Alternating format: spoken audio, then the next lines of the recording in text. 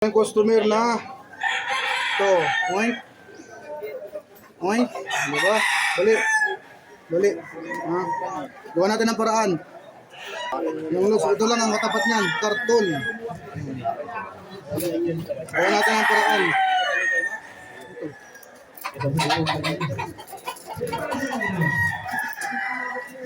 Gawa natin ng karton, ha?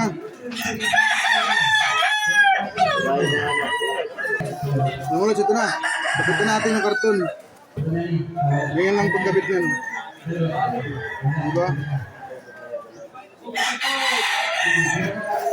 Tapos lagyan natin siya ng tape.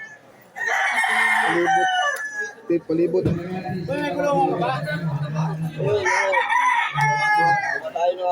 Awat ko rin mo ngayon ha. Awat ini. Duyan lang. Duyan lang.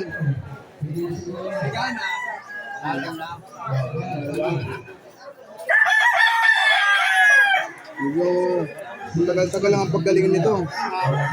Dapat ito nakabitin.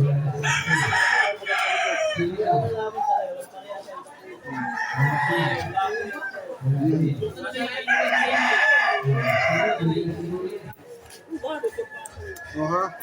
Hindi rin na siya pilay. Kanina, pag ginanon yung paa, pupunta dito. Ngayon, hindi na. Diba? Yan lang, marami pa siyang tama. Goods, natapos din tayo. Sa dami ng tama niya.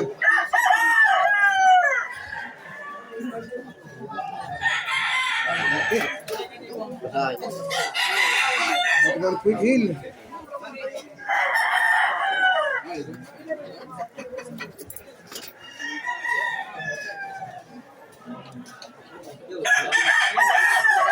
Goods, magkira natin siya ng ano.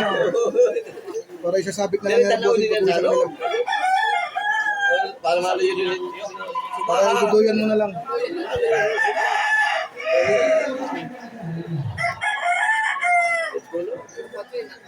Nakasya pati na. Natasya yun, natasya. Wala sa lang bayad. Porto Bili. Huli na ako ni Sir Ido na yun ha. Kaya Ido na. Dalawa pa tayo. Palaman sa Diba? Diri. Ikaw tayo tayo. Sabit mo na lang. Okay. Pagpurok sini. Hindi na yung lay. Wow, good. Sabi na lang na ng bossing.